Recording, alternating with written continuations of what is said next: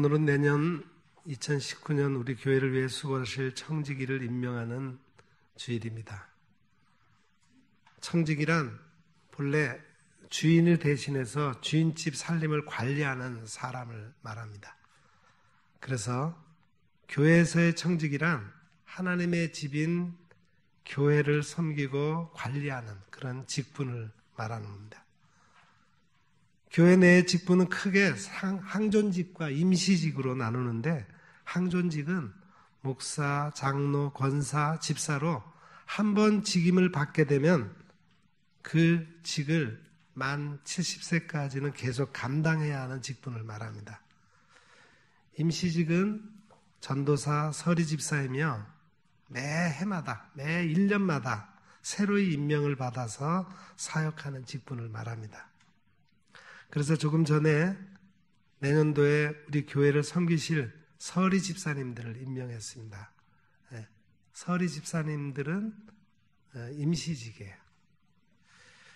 아울러 찬양대원들과 또 교회학교 교사들도 매해 새롭게 임명을 합니다. 물론 계속 하시는 분들이 있지만 임명은 매해 새로 받는 것입니다.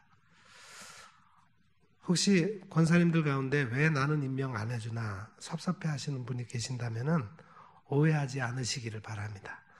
이미 항존직 임명을 받으셨기 때문에 그때 평생 그 직임을 위해 충성하기로 다짐하며 취임하셨기 때문에 새로이 임명을 할 필요가 없습니다.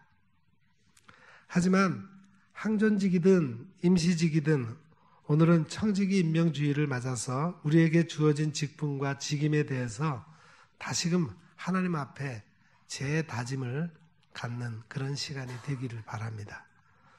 우리가 지난 한 해 동안 우리에게 주어진 직분에 얼마나 충실했는가를 살펴보면서 새해 맡겨주시는 직분을 어떤 마음으로 감당해야 하겠는가를 생각하며 말씀을 들으시기를 바랍니다. 철학자 플라톤이 남긴 유명한 3가지 감사 제목이 있습니다. 그 첫째는 나는 짐승이 아닌 사람으로 태어나는 것에 대해서 감사한다. 그리고 두 번째는 나는 야만인이 아니라 그리스인으로 살게 된 것이다. 셋째는 내가 소크라테스의 제자가 될 수 있었던 것이다. 그렇게 3가지 감사 내용을 말했습니다. 이것은 그리스인이 아닌 외국인이나 아테네 시민 중에서도 소크라테스 제자가 아니었던 사람은 공감할 수 없는 오직 소수의 특정 집단에 속한 자들만이 공유할 수 있는 감사 제목이었어요. 마찬가지로 오늘 말씀에는 오직 우리 그리스도인 기독교 신자만이 공감할 수 있는 특별한 감사 제목이 있는데 바로 사도 바울이 고백하고 있는 감사 내용입니다. 여기 오늘 본문 12절을 다시 봅니다. 나를 능하게 하신 그리스도 예수 우리 주께 내가 감사함은 나를 충성되이 여겨 내게 직분을 맡기심이니. 여기서 바울이 감사하고 있는 것은 나를 충성되이 여겨 내게 직분을 맡기셨다는 거예요. 바울은 하나님께서 자기 같은 흉악한 죄인을 불러 구원해 주셨을 뿐만 아니라 복음을 전하는 사도라는 직분까지 맡겨주셨음에 대해 감사하고 있습니다.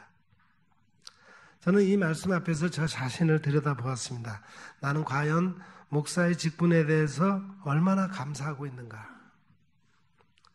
물론 제가 처음 안수받을 때는 감격하고 감사했지만 오랜 세월 이 직을 수행하면서 우리 성도들이 저를 떠받들어주고 존경해 주니까 그것을 굉장히 당연한 것으로 알고 이 직분이 얼마나 소중한 것인지를 잊어버리고 감사하지 않았던 자신을 보게 되었습니다.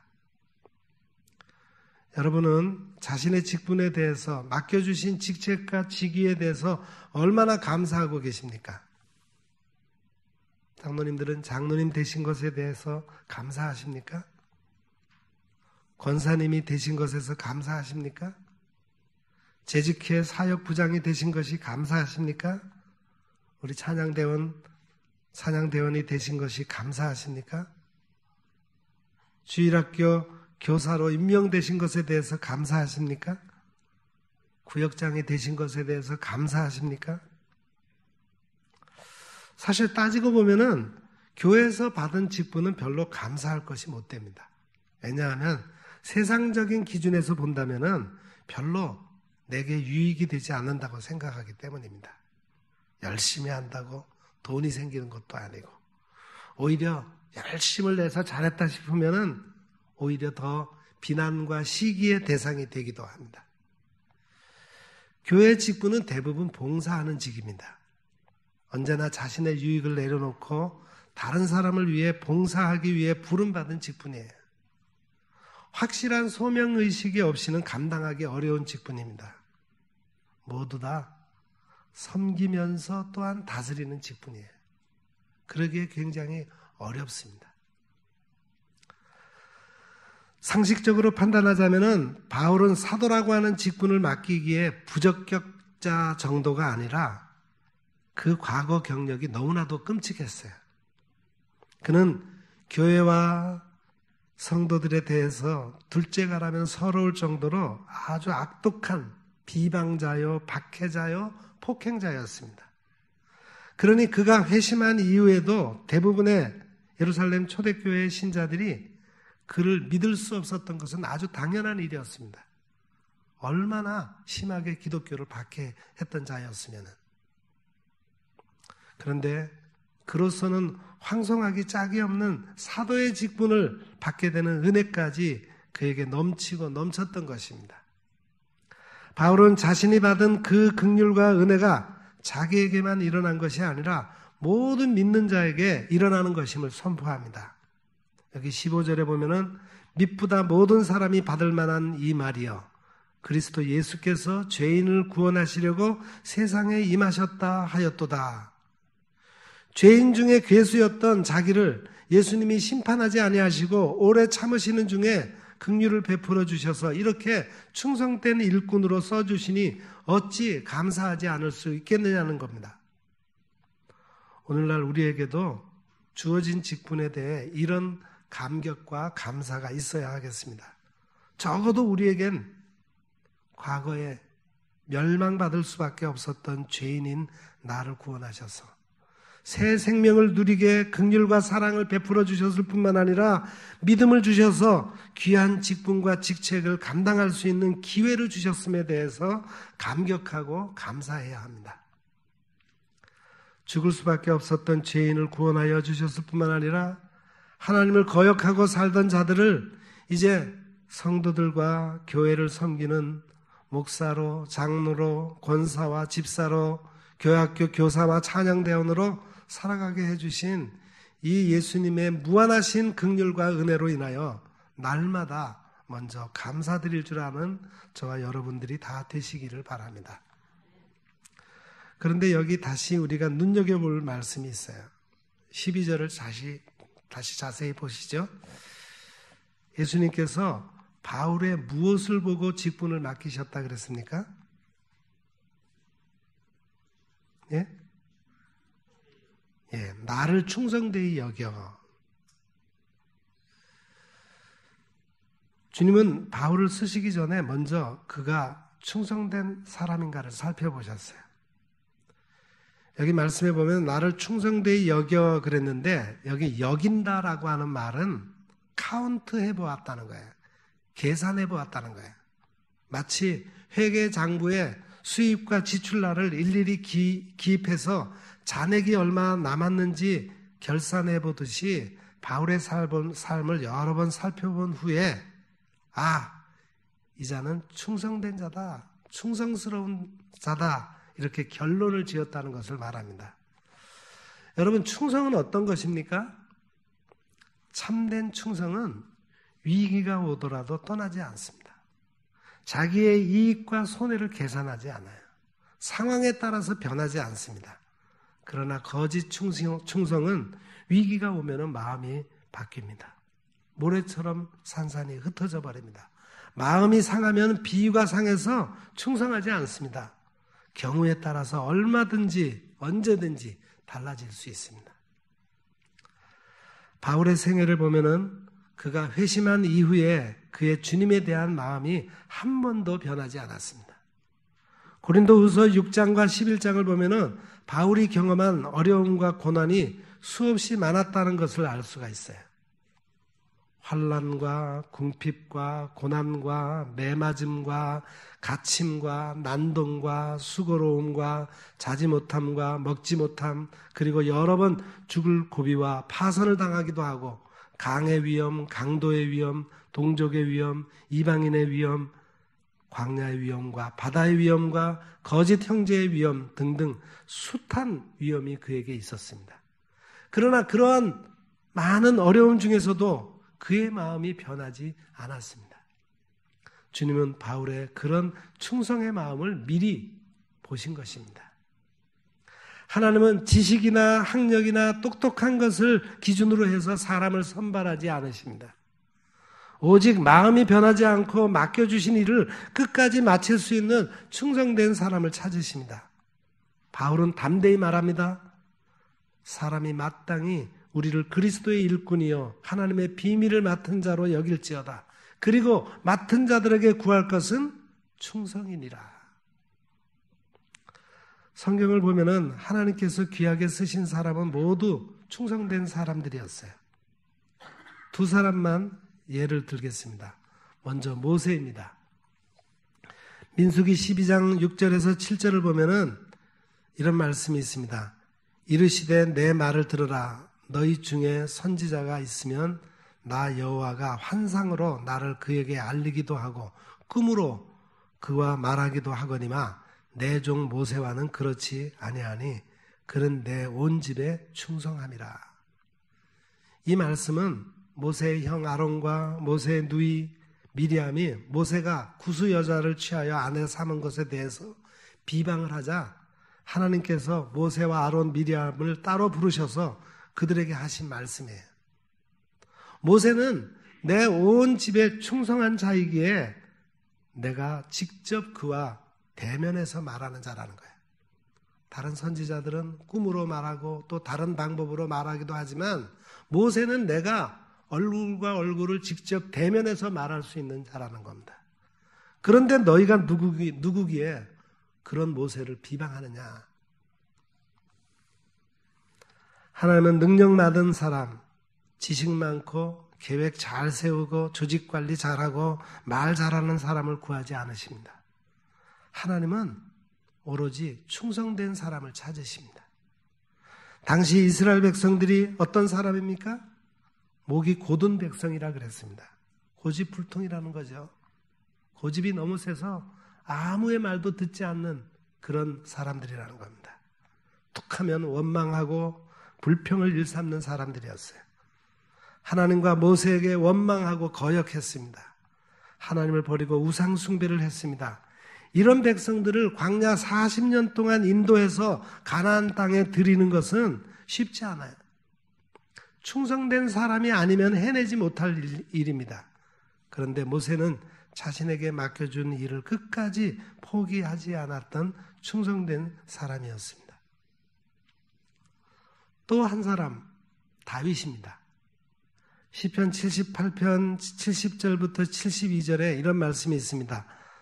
또 그의 종 다윗을 택하시되 양의 우리에서 취하시며 전양을 지키는 중에서 그를 이끌어내사 그의 백성인 야곱 그의 소유인 이스라엘을 기르게 하셨더니 이에 그가 그들을 자기의 마음으로 완전함으로 기르고 그 손에 능숙함으로 그들을 지도하였도다. 하나님이 무엇을 보시고 다윗을 왕으로 세우셨는가 하면은 그가 아버지의 양을 치는 충성스러운 그런 모습을 보았기 때문입니다. 다윗은 아버지 이새의 아들 8형제 중에서 막내였어요. 사무엘이 사울 왕을 대신해서 이스라엘 왕으로 세울 자를 찾기 위해서 이새의 집에 찾아왔을 때 다윗은 그때 집안에 없었습니다. 집안에서 완전히 천독꾸러기가 되어서 멀리 들에서 아버지의 양떼를 지키고 있었어요. 시편 51장 1절, 5절에 보면은 다윗이 이렇게 고백합니다. 내가 죄악 중에서 출생하였으며 어머니가 죄 중에서 나를 잉태하였나이다. 이런 표현은 그의 출생이 정상이 아님을 짐작하게 해줍니다. 이때 다윗의 나이가 15살 정도였는데 형들과도 함께 있을 수 없는 처지로서 그 집안에서 가장 소외된 자식이에요. 보통 막내면은 아버지의 사랑을 독차지할 만도 한데 그는 제외되었어요. 그럼에도 그는 집안의 양을 도맡아 기르는 목동일을 하는 겁니다.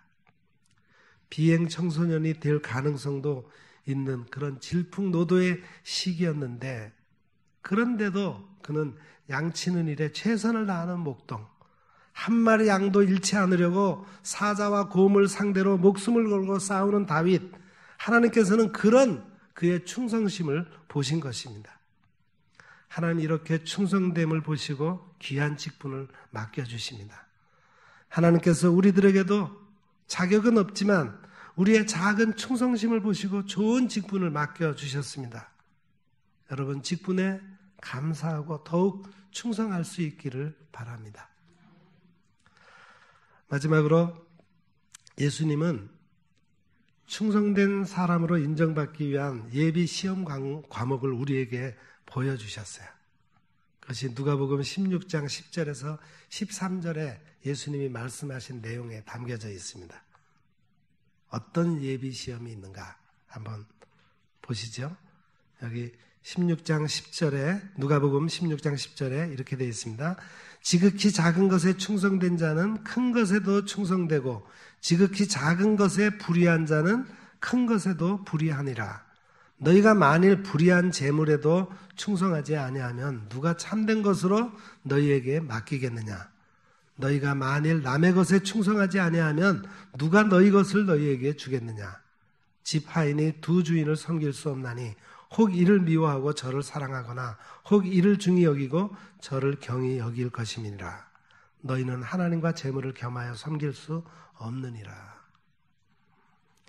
첫째 시험 과목은 지극히 작은 것에 충성하라는 거예요. 지극히 작은 것에 충성한다면 큰 것에도 충성할 수 있어요. 그러나 지극히 작은 것에 충성하지 않으면 큰 것에도 충성하지 않습니다. 여러분 지극히 작은 것이라고 하는 것은 뭡니까? 별로 눈에 띄지 않는 일들이에요. 무대 위가 아니라 무대 뒤에서 일어나는 일입니다. 신발장 정리, 주차 관리, 휴지 줍기, 물 아껴 쓰기, 길 묻는 사람들에게 친절히 안내하기, 시간 잘 지키기, 약속 잘 지키기, 인사하기, 차례를 잘 지키기 등등 상대적으로 표시가 별로 나지 않는 일들입니다. 이런 일들에 충성하기 어렵습니다. 그런데 이런 작은 일에 충성해야 큰 일도 맡을 수 있는 것입니다. 여러분이 하찮게 여기는 일에 충성하십시오. 하나님께서 충성되이 여겨 더 큰 일도 맡겨주십니다. 두 번째, 그가 충성된 사람인가 살펴보는 두 번째 시험은 재물에 충성하는가를 알아보는 것입니다. 재물은 성경에서 흔히 부정적으로 생각을 합니다.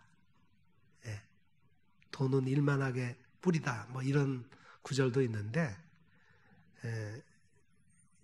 여기서 말하는 재물이라고 하는 그런 부정적인 의미에서 재물을 말하는 것이 아니라 일반적인 의미입니다. 또 돈만을 말하는 것이 아니라 돈으로 환산할 수 있는 모든 것을 통틀어서 말하는 거예요. 재물에 충성한다는 것은 가격 책정이나 회계 처리 과정에서 정직하고 공적인 재정을 알뜰하게 사용하고 필요한 사람이나 프로젝트에게 나누어주고 성실하게 잘 관리하는 것을 의미합니다. 이렇게 재물에 충성하면 하나님은 참된 것을 맡기겠다고 하십니다. 즉 눈에 보이는 일들, 땅의 것들에 충성할 때 눈에 보이지 않는 하늘의 일도 맡을 수 있는 것입니다. 우리는 신앙이라고 하는 신앙인이라고 하는 미명하에 이 세상의 것들은 다 하찮은 것이니까 되는 대로 사용하고 되는 대로 쓰면 된다. 이런 잘못된 생각을 가지기가 쉬워요. 그러나 그렇지 않습니다. 하나님께서는 우리에게 재물을 맡기실 때 그 재물을 잘 관리하고 잘 바르게 사용하는 것을 원하십니다. 그럴 때 보이지 않는 이 세상, 영원한 세상의 것도 영적인 것도 우리에게 맡겨주신다는 그런 말씀입니다. 세 번째, 충성됨을 알아볼 수 있는 예비시험 세 번째 과목은 남의 것에 충성하는 것입니다. 남의 것이란 내 소유가 아닌 것, 나 자신의 이익과 관련이 없는 것을 말하죠. 남의 것에 충성한다는 것은 공원이나 공중 화장실 같은 공공 건물을 잘 사용하고 전세와 같이 내 명의로 돼 있지 않는 남의 집을 소중히 빌려 쓰고 또 월급을 받으며 일할 때 성실하게 임하고 자신의 부르심이나 은사를 따라서 하는 일이 아닌 경우에도 최선을 다하는 것을 말합니다. 하나님은 우리에게 무언가를 맡기시기 전에 우리가 먼저 남의 것에 얼마나 충성하는 것을 보고 그것을 충성하게 잘 감당하는가 확인한 다음에 정말 우리가 감당해야 할 일을 맡겨주신다는 거예요. 나의 일, 우리의 일을 맡겨주십니다. 사랑하는 여러분, 우리가 작은 것에 충성하고 재물에 충성하고 남의 것에 충성할 때 하나님께서는 우리에게 큰 것으로 참된 것으로 나의 것으로 맡겨주십니다. 오늘 하나님께서 내게 주신 귀한 직분에 감사하고 우리가 작은 것과 재물과 남의 것이라 생각나는 일에도 충성하시기를 바랍니다. 오늘 말씀 12절을 다시 보십시다. 나를 능하게 하신 그리스도 예수 우리 주께 내가 감사함은 나를 충성되이 여겨 내게 직분을 맡기심이니. 이 말씀을 분석해 보면은 첫째는 예수님께서 나를 능하게 하셨다. 둘째는 나를 충성되이 여기셨다. 셋째는 나에게 직분을 맡기셨다. 이 말씀을 다시 연결지어 해석하자면은 나의 충성됨을 보시고 직분을 맡기실 때 예하고 순종했더니 그 직분을 감당해 나갈 수 있는 힘과 능력을 주님께서 주신다는 것입니다. 주님이 맡겨주신 일은 내 능력이 아니라 하나님이 주시는 능력으로 하는 것입니다. 바울은 디모데전서 3장 13절에서 집사의 자격을 쭉 열거하면서 결론적으로 이렇게 말씀합니다. 집사의 직분을 잘한 자들은 아름다운 지위와 그리스도 예수 안에 있는 믿음에 큰 담력을 얻느니라. 아멘. 우리가 하나님이 주신 직분을 잘 감당할 때 하나님께서 우리에게 하나님이 인정하시는 아름다운 지위를 줄 뿐만 아니라 더욱 담대한 믿음의 소유자가 되게 하신다는 말씀입니다. 주신 청지기의 사명을 순종함으로 받아 하나님으로부터 큰 능력을 부여받는 모든 성도들이 되시기를 기원합니다. 기도하겠습니다. 하나님 아버지 참으로 감사합니다. 우리가 아무런 자격이 없음에도 불구하고 우리의 작은 믿음을 보셔서 우리에게 귀한 직분과 직책을 맡겨주심에 감사드립니다. 주신 청지기의 직을 잘 수행할 수 있도록 온전한 믿음과 능력을 허락해 주옵소서. 예수님의 이름으로 간절히 기도드립니다.